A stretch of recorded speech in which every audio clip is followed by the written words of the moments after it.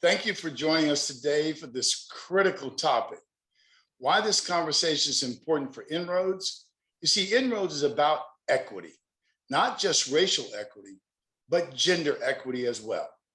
Among our 30,000 plus Inroads alumni, I'm proud to boast about so many unique and talented women alum who have made it to the executive ranks and successful entrepreneurs. One alumna particularly stands out as one of very few women of color serving as CEO of a Fortune 500 company. That is the Sunda Duckett, CEO of TIAA. And another alumna that you will meet very soon, Yvette Smith, who started her career off with Inroads from a high school level all the way through college. And she will be a part of a full circle, now serving as our chair of the Inroads National Board of Directors. You'll be amazed at the things that she will share, her experience and her wisdom. It's important. I'm calling all those men out there who actively listen to what's going on today as well. I'm calling out men specifically because of the sheer number of men in the C-suite positions, outpacing all women there today and women of color, 20-1.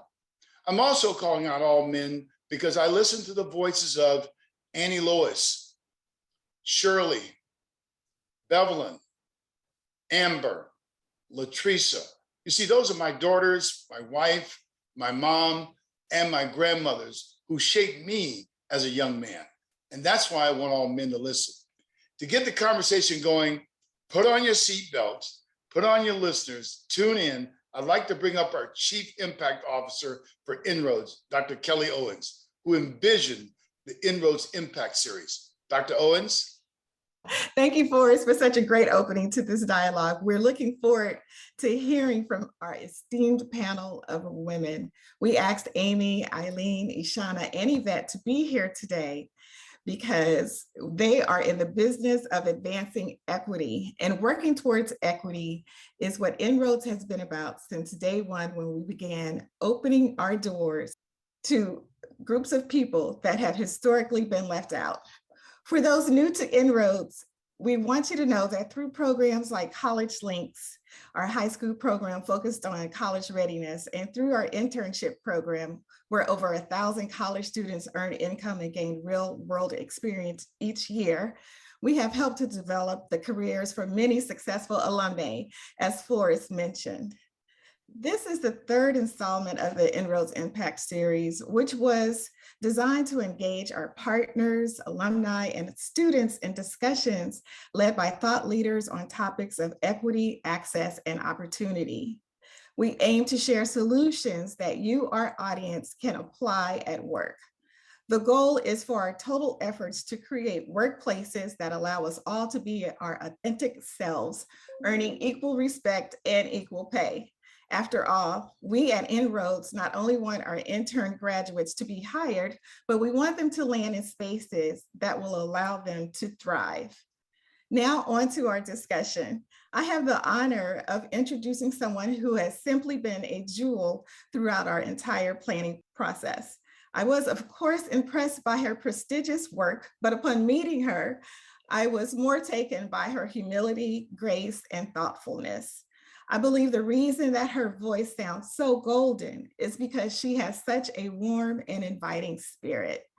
Amy Bernstein is editor of Harvard Business Review and vice president and executive editorial director for Harvard Business Publishing, where she leads the company's educational and learning content unit. She is also the co-host of the Harvard Business Review podcast, Women at Work. Prior to joining Harvard Business Review in 2011, she was the vice president for global thought leadership at Manpower Group. She has also held senior editorial positions at Strategy Plus Business, Business 2.0, The Industry Standard, Brill's Content, and U.S. News and World Reporting. Ms. Amy Bernstein. Thank you so much for that wonderful welcome, Kelly. And of course, the moment you said my name, I started to get a phone call on my computer because that's the way it always works, right? I am so happy to be here today with all of you, with Inroads, and with this distinguished panel. The goal of our conversation, there are actually, let's see, there are 4 of them, and I'm going to share them with you. The first is to lay out the current state of women in the workplace through an equity lens. The second is to unpack challenges unique to women professionals. The third is to identify solutions that can be readily adopted by women for professional growth. And the last is to discuss the ideas of sponsorship, pardon me, and allyship, and how men can advocate for gender equity in the workplace, and specifically how white women and men can advocate for women of color. So to kick off, let's meet our panelists, the people who have graciously agreed to join us today. Yvette Smith is the Chief Information Officer and Senior Vice President of Customer Success and Business Transformation at F5. Yvette previously served in vice presidential roles at both Microsoft and Xerox, and she is the chair of the board for Inroads and got her professional start as an Inroads intern. Yvette, tell us a little about what you do in your role at F5. Well, thank you, Amy. First of all, on behalf of Inroads, I'd like to just really thank you for being a part of this Impact series with us. We're just delighted to have you. And I have had the luxury of having an outstanding and really quite fun career since I started as an Inroads intern many moons ago, and going through all of the associated training, and then really through that process learning about business. I didn't grow up from a family that knew much about business, all in academia. And so this was a great opportunity for me to learn and prepare for a career in the business world. And so it's just been great to be able to have opportunities to continue to learn and grow and excel, learn the value of mentorship and sponsorship, and through that landing in this role at F5, where I'm responsible for all of our internal IT operations, which really support the strategy of F5 as a company that's focused on security and helping companies really manage their adaptive applications as they grow. And then as well as handling all of our customer success and business transformation programs. So really the driving of revenue in our company as we move to a SaaS company, and then all of the end-to-end programs that are really helping transform F5. So a lot on my plate, a lot of my purview, but tremendous amount of fun and really helping move our company to where we want it to be. I cannot wait to hear more about what you're doing. Let's now meet Eileen Lash. Eileen has 3 decades of experience in large-scale financial services contact centers, back office processing, and branch support in the areas of retail banking, mortgage servicing, and more recently, retirement and brokerage servicing. She's held a variety of leadership roles within JP Morgan Chase and TIAA, helping thousands of employees around the world develop successful career paths and implementing the latest in contact center technologies to serve millions of customers. She currently serves as the Senior Managing Director and Head of National Contact Centers for TIAA. Eileen, tell us a little bit about what you do in your role. First of all, I want to thank the audience for spending a little bit of your Friday with us today. And Amy, you had mentioned 3 decades, which by the way, has just gone by like that. And, you know, in the financial services industry, I really had the opportunity to try all different types of roles. And I feel so fortunate that I've landed in my dream job. And really that's working with the best retirement experts in the country, along with contact center leaders, as well as implementing the latest and greatest technologies, contact center technologies, AI, big data. And then finally being able to work with millions of retirement participants around the US to help them retire with dignity.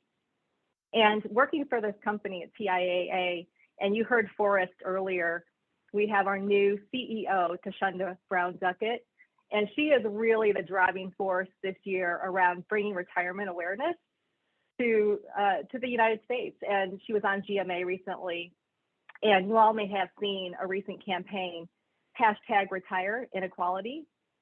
And we're really on a mission to educate everyone. For example, women retire with 30% less retirement income than men.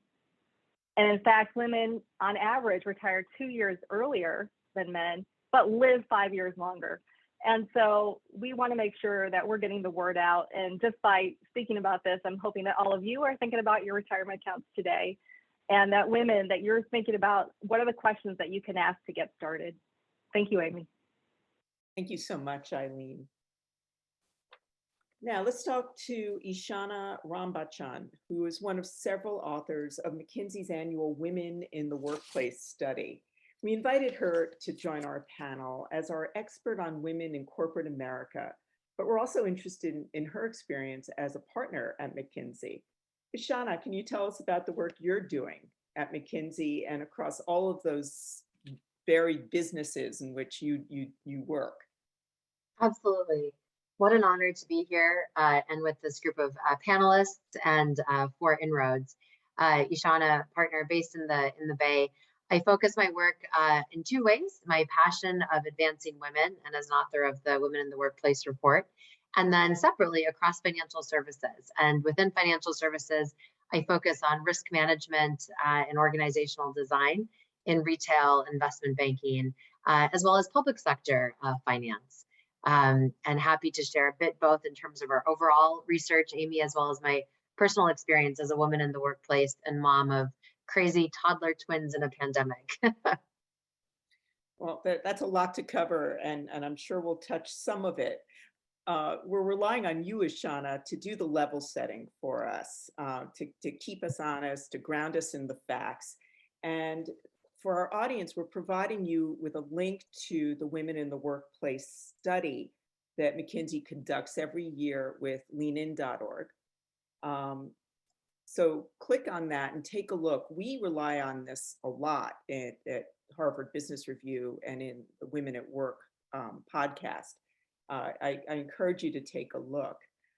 For now, Ishana, would you just share some of the findings in the latest study and highlight any significant changes you've seen from prior studies?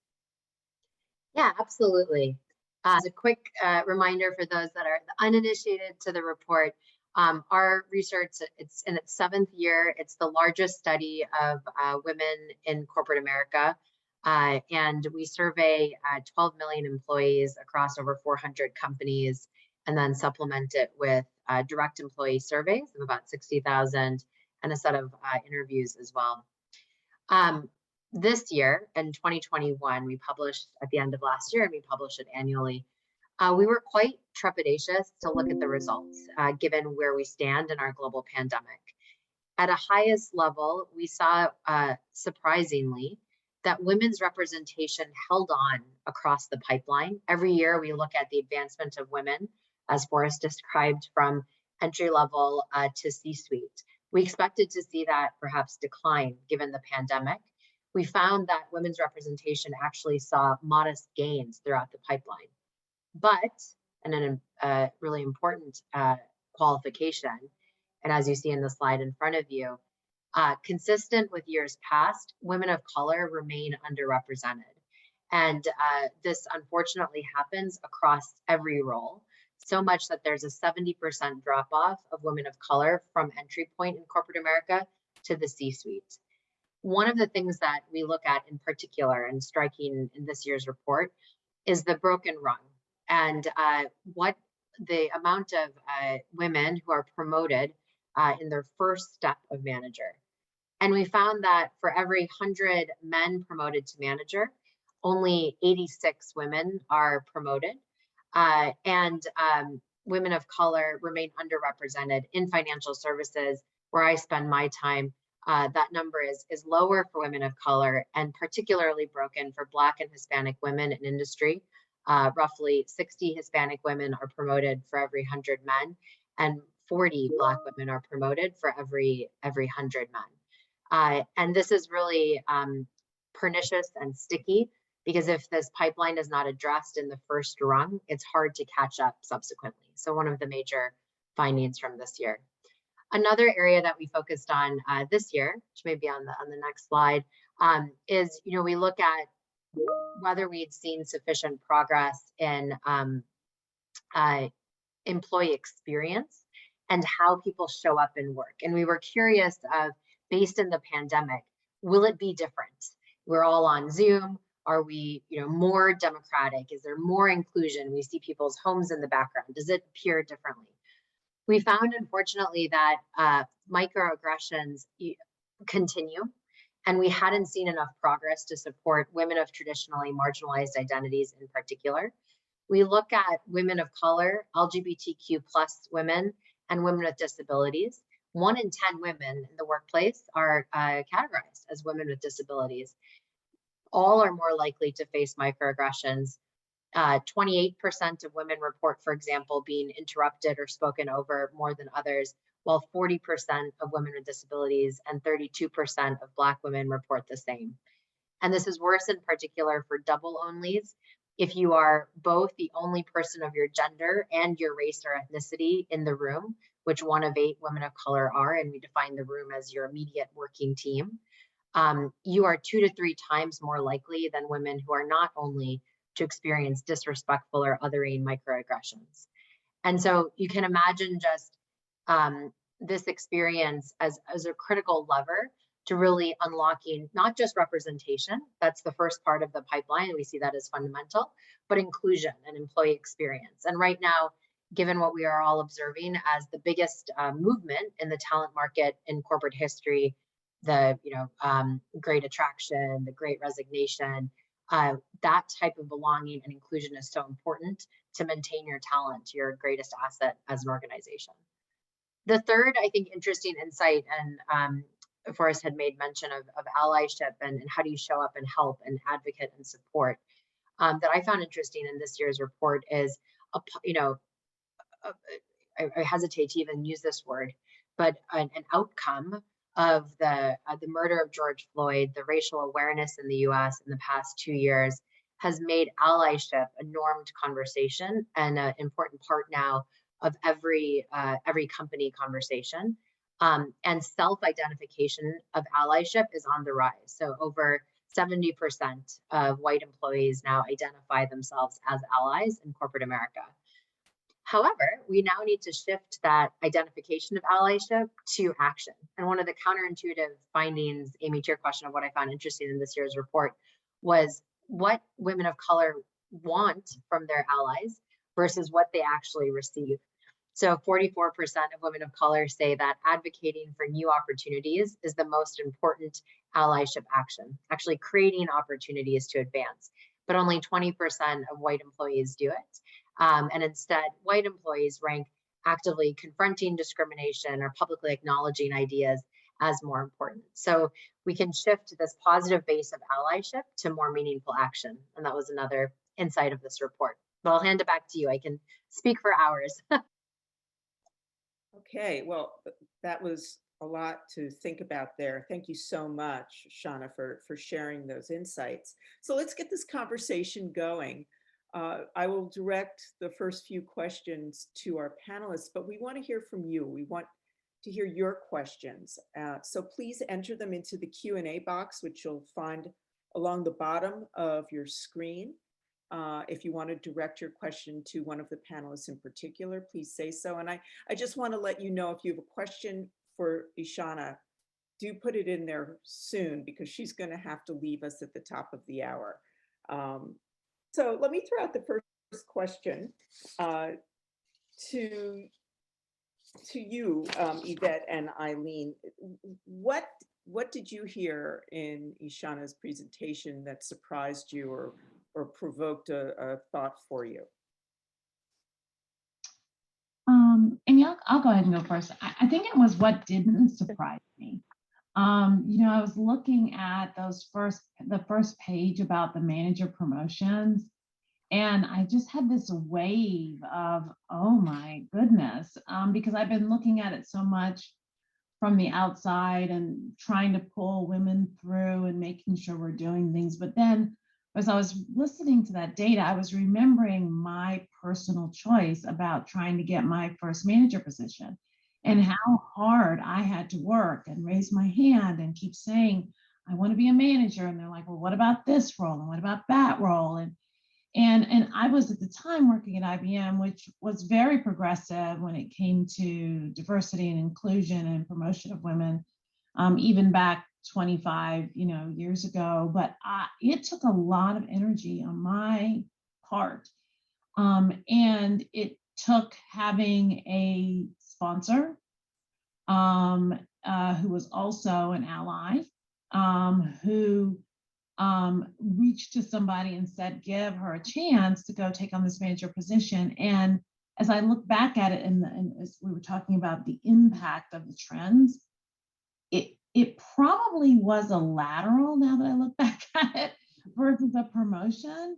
But I took it just so I could have that, like start on that manager track, right? It went into inside sales, which was brand new at the time in IBM. Instead of, I couldn't get anybody to promote me into a field sales role, which they did all the time for all kinds of people. And so, but and so it was really, as I watched that, I think, and listened, it was less about surprise and more about like, wow, like 25 years, we're still dealing with some of these same things, and just really thinking about and remembering, I guess, how hard it was at that point in time for me. Eileen, what about you? I feel the same, that it didn't surprise me, although one stat, the 21% of white women advocating, that stat did surprise me. But overall, as I think back on my career, and at the time I didn't understand mentorship or sponsorship, and now I know those to be two different things. But I feel fortunate because I did have sponsorship, and the sponsorship is what opened up the doors, because those were folks who actually advocated and said, you know what, you would be great for this position, and then advocated for me to get that. And so I think that really having an ally that's a sponsor is very important in order to overcome a lot of this. But, unfortunately, I think there's more work to be done.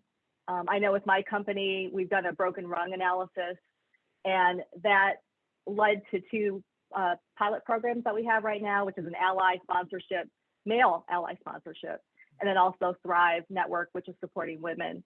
And that just launched in 2022. So more to come. So you both mentioned sponsorship as a very important factor in your success. And I'm wondering, Eileen, let me just start with you. Talk about how you and your sponsor sort of found each other and how you work together. How do you even make that happen? Yeah, that's a really great question. And a lot of that also has to do with the fact that you take a chance and network. You have to start that networking, and that's really a building relationship routine. And very early on, because I had good mentors that talked about that from their experience, so I started that process. And really, it's scary. It's a scary thing to put yourself out there, number one. Oftentimes, even for women, we don't want to talk about our accomplishments and put that out there, but you really have to take a chance and meet different people. And I was able to connect with 2 or 3 allies, sponsors, that saw my work and were able to say, yes, you can ask for it. You can really ask for it. This is where I'd like to go. Can you help me get there? Mhm. And I was able to do that. And Yvette, what about you? Did you have a different experience connecting with your sponsor? So honestly, early on, I didn't know what sponsorship was. And then as I learned what it was always the secret, right? Like you didn't actually know who your sponsor was. And that's kind of what happened to me as I got promoted into my first VP role. What I love now is, like Aileen, we have some programs at F5 where we have people who are saying, I want to be someone's sponsor. And so we're doing that matching work. And I think it's so much more powerful. And where you actually are building that relationship instead of it, which it is, every interaction is an interview and every, right, all of that. But it's much more foot forward, and you have a better chance at really understanding what's happening and building those relationships, which can be much longer term. And we should probably say what the difference is between a mentor and a sponsor. And I'll be happy to throw an idea out there and disagree with me if you feel that. To me, a mentor is someone who's sort of helping you behind the scenes, consulting with you, being there for you. A sponsor is someone who's who's got skin in the game for you, who's putting herself on the line for you, who's saying, you got to open this door for this person. I'll kick in some money for it, but make this happen. She's really invested in your success in a way that is easy to pinpoint. There's action involved, and she's putting her credibility on the line for you. What do you think? Amy, I think that's a great definition. To me, the difference is that leveraging of your personal, political, financial resources, Capital. whatever it is in business, right? And saying, give this person a chance. I am going to make sure this is successful, and it's a hugely powerful difference than being a mentor. Yes. So Tara Smithson in our audience has a really, really good question. How can we bridge the gap between what Black women want in allyship and what white counterparts think are the better actions? What are your thoughts, Yvette? Let's start with you. Tara, I love your question, because that was actually the one thing that did surprise me, was that disconnect between what we as Black women want and what people, white and women or anybody are thinking it means. I think it's about communication. I do think it's about sitting down and having those conversations and talking about what can really be impactful. And I think there is this notion, much like you can have mentorship and sponsorship, the difference between allyship, where you're kind of cheering on from the sideline, and really engaging and making a difference. And when I looked at those two columns, that was the difference, right? And not to devalue, the person who's willing to stand there with the pom-poms and say, go, and that's wrong, and blah, blah, blah, versus that's easier than really digging in and helping make a difference. Yeah, I'd love to get your thoughts, Ishana. You've been studying the way, you've been studying the barriers that get in the way of women's advancement for 7 years. What are your thoughts on this question of closing that gap that you documented between what Black women want from their white allies and what white women think Black women want? Yeah, it really is parallel to the conversation on mentorship and sponsorship. We see that, the biggest way to progress past that bottom rung is an active sponsor.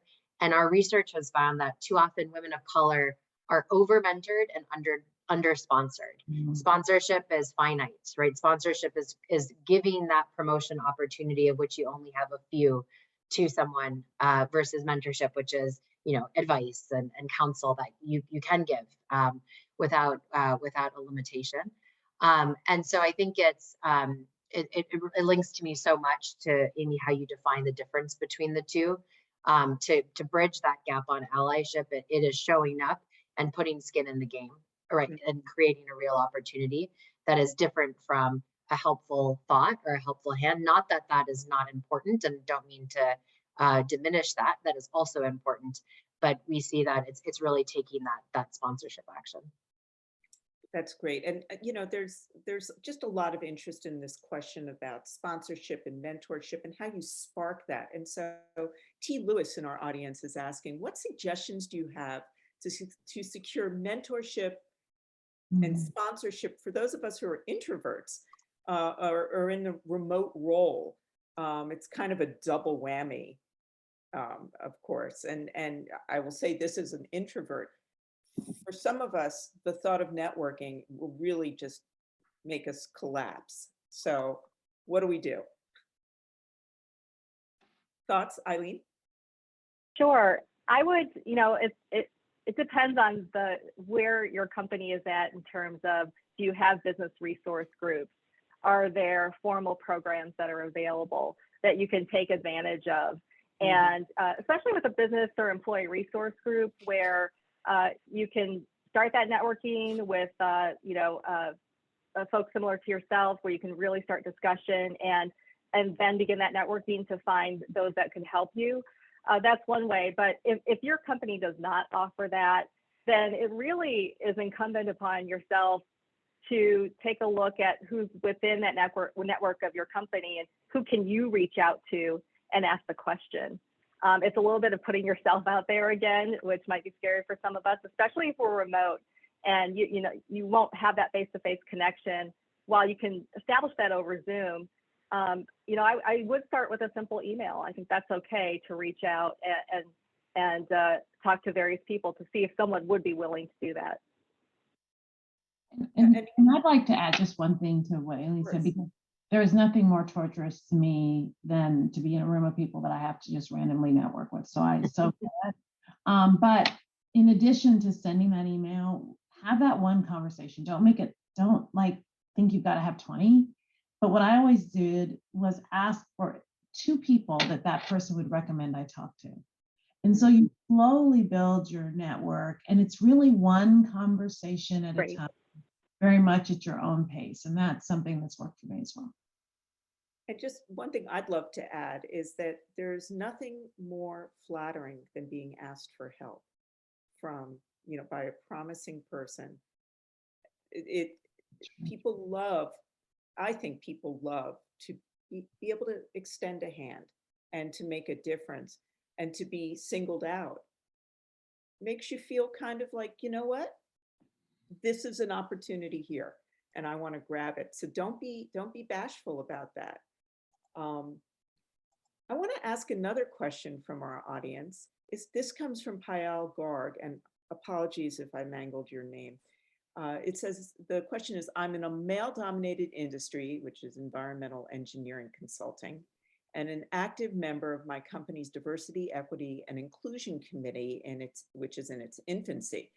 This data, the data that Ishana presented us, confirmed that we see what we see in our company. What's your advice for a DEI committee member to better recruit and promote all women, but especially women of color? Thoughts, anyone? I'll ask you, Ishana. Yeah, happy to. It's wonderful, Payal, that you're in that position, and it's an opportunity to enact some of the structural change that's required on things like sponsorship, which we see as vital. I think 5 years ago, our message was different, that sponsorship and mentorship should happen naturally. It's hard to create those connections, as you described, Yvette. And so, do it where it makes sense, where you feel a natural connection to someone else. I think that what we are seeing is that progress is too slow if it is only that way. And so we are asking companies, and we're celebrating companies that institutionalize sponsorship, sending out a survey across the company to ask leaders to identify who they mentor, who they sponsor, and then match. And for those who do not have mentorship and sponsorship, proactively find that and identify it, and then celebrate those who have the highest amount of those referring to them as sponsors. And so we've done that kind of both direction survey and see that work well. JP Morgan has an example of a 35-1 mechanism that they use, which, 30 minutes a week of asking a senior leader to mentor an upcoming woman, 5 minutes to compliment that colleague on a recent success to another colleague, and 1 minute mentioning that success or following up with that woman, finding ways to celebrate things like that. And then thinking about adding, as a DE&I committee member, getting all of this into performance management is the next big piece. This is the 7th year of our research. This is the first year we've been able to see companies that are actually moving the promotion pipeline. What are they doing? One of the things that 100% are doing are bringing it into performance management in some way, if that is transparency of representation across business lines and functions, at intersectionality, not just women overall, but looking at particular racial and ethnic groups, and then making that part of how senior leaders are rewarded. Really interesting thoughts, Eileen. Yes, if I could just add to what Ishana mentioned. So for example, we measure what we expect, and we have a people equity index that we have started. And so we're talking to all of our leaders. But what's even more important is that you have to train the leaders how to do this. So for example, similar to what Ishana mentioned, for our hiring, we expect a diverse panel of interviewers and then the interviewees, so the pool of candidates. We expect a diverse pool of candidates. And so as we implement the scorecard and we work with our leadership throughout and train and also help them so that they implement and operationalize these types of measures and these types of strategies, we believe that we'll see a difference in recruiting and the hiring. Yvette, anything to add? I don't think so. I think the ladies hit on the keys to me, which were measuring and really intentionality. Ishana, you mentioned something in the chat about this insight that I find so interesting, that women of color are over-mentored and under-sponsored. Walk us through that thinking. Yeah, absolutely. I think, and this is a little bit of that, it comes from a good place. So because of the awareness of racial, gender inequity, we see a really kind of active outreach of connecting and reaching out and checking in on employees, all of which is tremendously important, especially right now when belonging, inclusion are some of the things that employees are noting as what keeps them at a job versus leaving for somewhere else. But too often it stops there versus doing some of the active signs of sponsorship. Yvette, you mentioned, for example, the asking someone to introduce you to 2 others or suggesting that to those who seek your sponsorship. That halo effect of transferring that person, of claiming the association, moving, for example, doesn't happen nearly enough for women of color. Boosting, having that things that a sponsor does of bringing an example of that individual's work in a conversation, actually doing that actively. Another one, amplifying an idea or a project and then giving that person credit, et cetera. All of those things are things that could be done more for sponsorship. And too often it stops at the nicety. Yeah, very interesting. Anything that either of you, Eileen or Yvette, want to reflect on in what Ishana just said? The thing that comes to mind is I still think there's a lot of people who don't understand how it works, right? I'll put that in quotes, right? That, there are decisions being made about roles and that next big promotion or that next big opportunity that are happening in conversations behind closed doors. And so in the absence of having somebody at that table who knows you and is advocating for you, it's really hard for those opportunities to become ones you can secure. And, one of the things is I have, continued to ascend and have broader responsibility. I've really tried to drive transparency through decisions that are being made, especially about key roles, because, often people don't even know. I was finding, people don't even know roles are available. People don't know changes are being made. And so without having both sides, right? People who are engaged with sponsors and or people who are willing to be sponsors. It makes it difficult to make change. I think the other thing, and it's interesting because I think there are pockets of the population who actively sponsor and just do it as part of what they do, right? I mean, we've all heard about the golf course conversations or whatever, right? Those conversations lead to, sponsored moves. I don't think that everybody, as our leadership has gotten more diverse and people have come from different backgrounds, know that they even have to be at that table to be able to pull along somebody that they're trying to sponsor. So I do think that there's just a tremendous amount of energy, which is why I'm really proud of the work we're doing at F5, which I think I saw in the chat, someone said about, how do you get white males to be willing to sponsor, others? This program that we have around sponsorship is being led by white males, wanting to help sponsor, all women of color, women in general, people of color. I mean, it's just really taken on a life of its own. We've done training for the sponsors as well as for those who are wanting to engage. So it sounds simple, but I think it's more complex, and it's gotten more complex as our world has gotten more complex.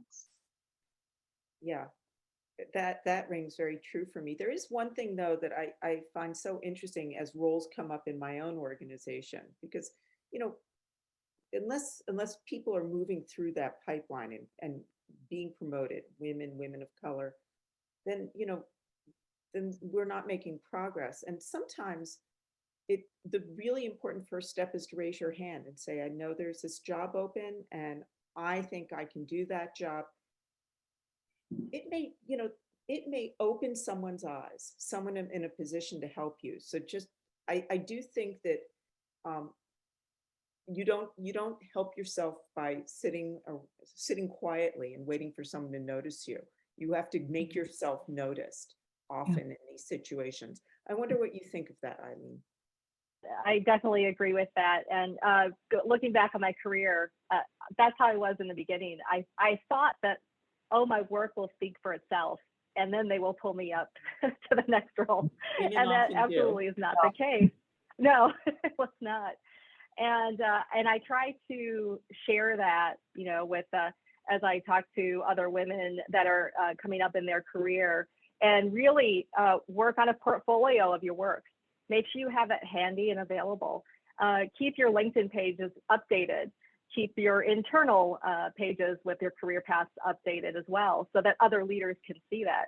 There are so many things that we can do and that we have to take ownership of to make happen for ourselves. And so, that is so true, that we really have to advocate for ourselves as well. Totally. Yeah.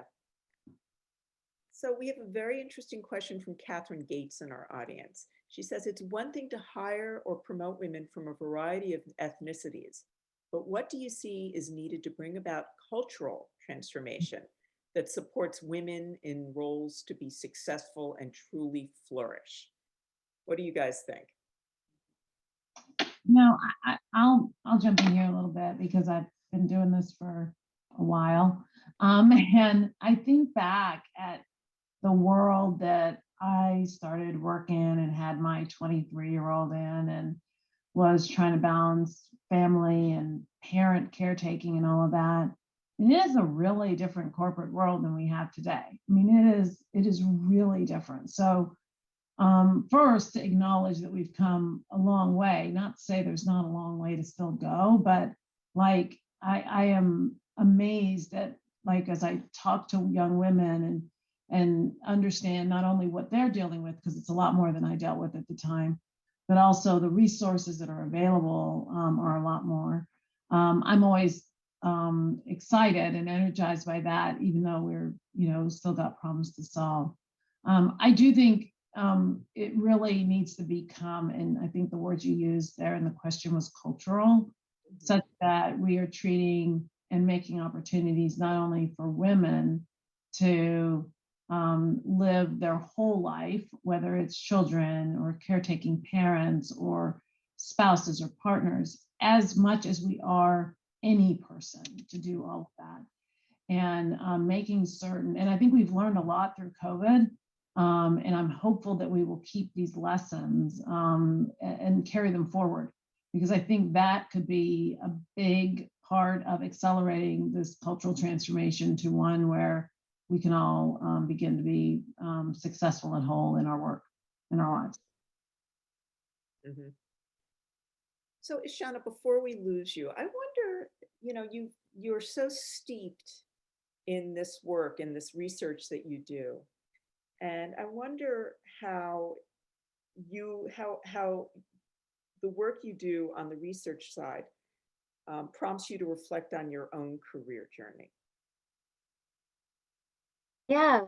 I mean, so much of just listening to Yvette and Eileen's stories resonate with me of kind of raising hell as much as possible to move forward to become an engagement manager at McKinsey. And I think not knowing at the time explicitly how implicitly important that was to not lose that momentum on the progression. I definitely think I've experienced the over mentored, under sponsored piece. So much counsel and guidance, but not necessarily, what is this client opportunity to bring you into, or this part of McKinsey to lead. And I think a little bit of some of the points on the employee experience and the type of review feedback that you get, how many times that can be quite gendered or distinct. Let me just go to a question from our audience, because they're coming in, and please keep them coming. They're such good questions. Put your questions in the Q&A box that you'll find along the bottom of your screen. So Crystal McCune Leonard asks, how can you show that you're ambitious and speak about your achievements and you're willing to learn more about other positions without threatening your current role? Interesting question. How to balance the work that you do now versus the work you are capable of doing later? Such a good question. Yeah, I can start on that one. Hopefully with your current manager, you can have an honest and transparent discussion about your career goals and where you want to go. And I think that's the first step.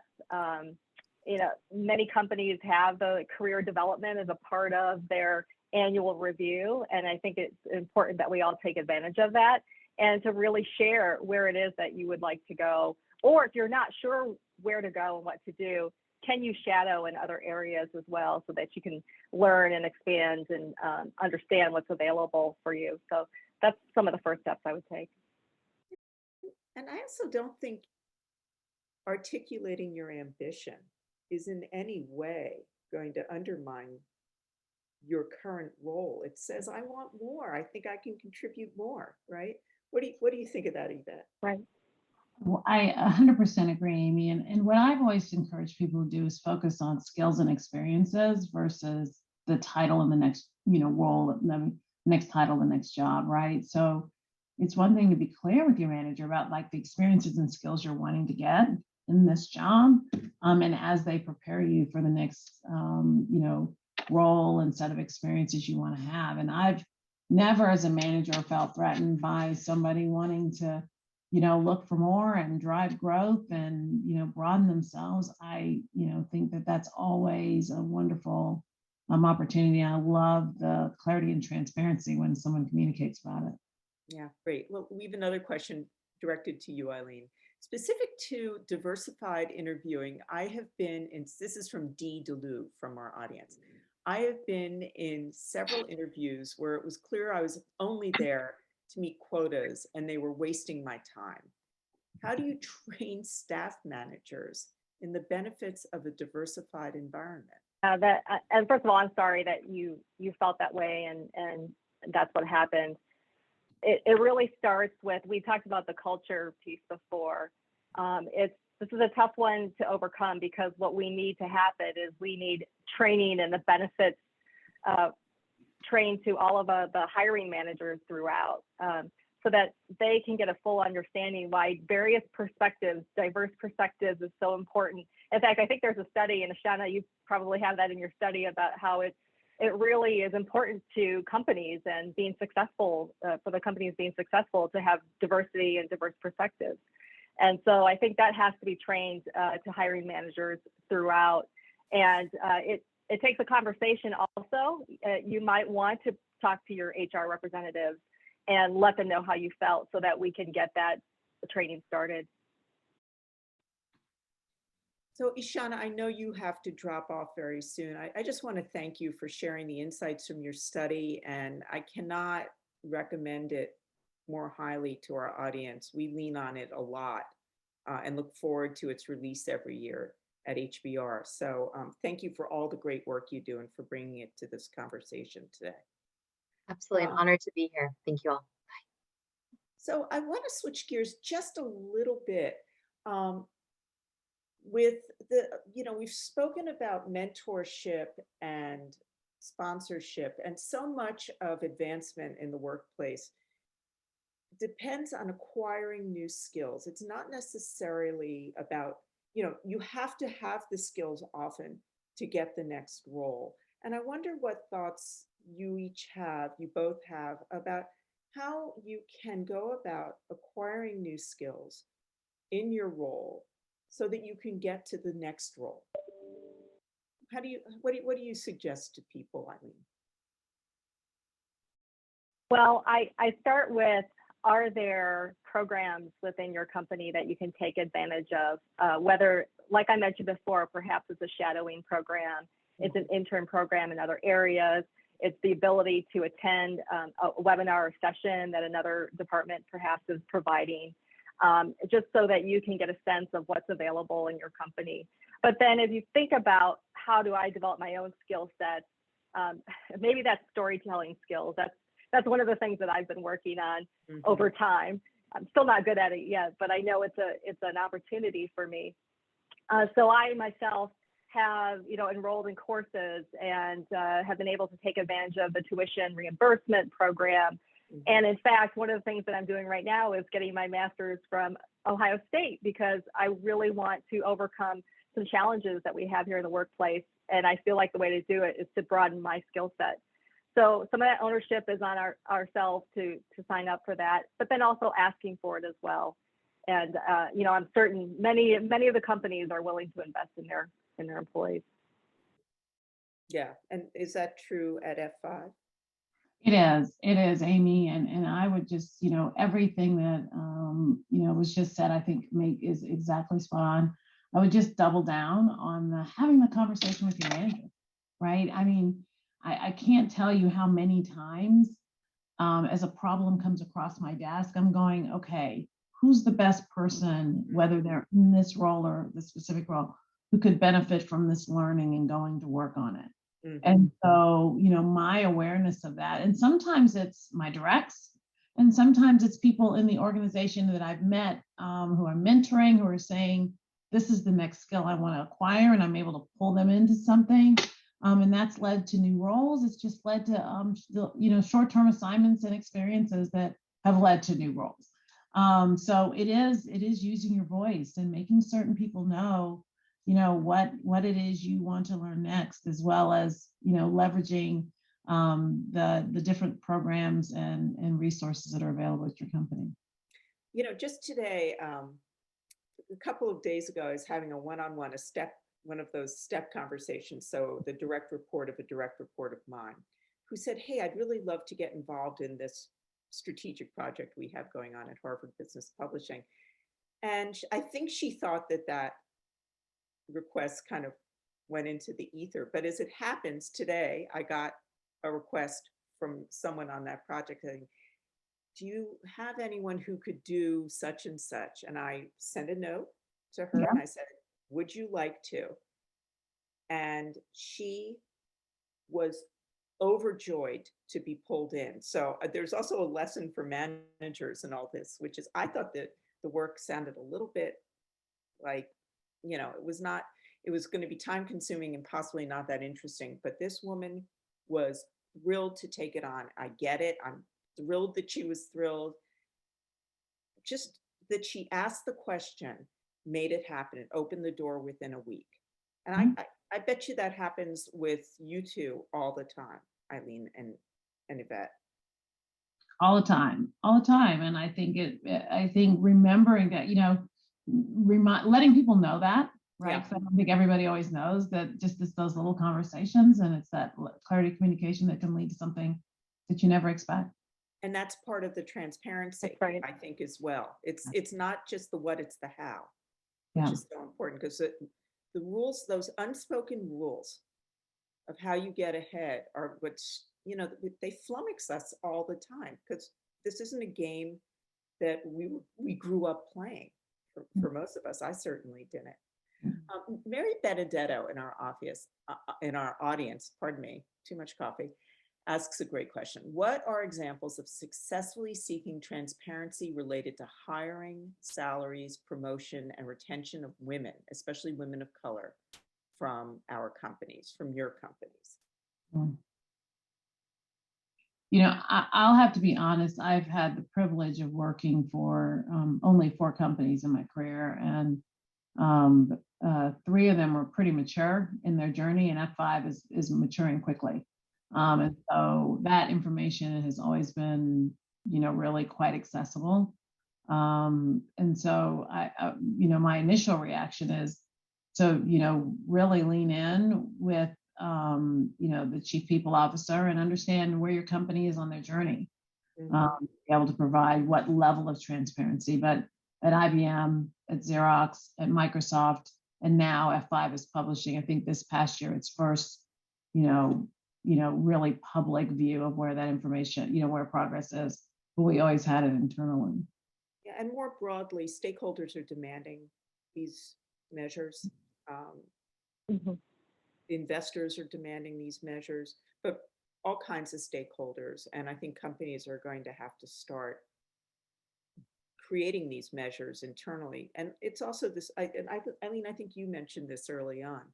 You can't manage what you're not measuring. That's just a cornerstone of management. And so I think companies know they have to step it up, that this is not an option anymore.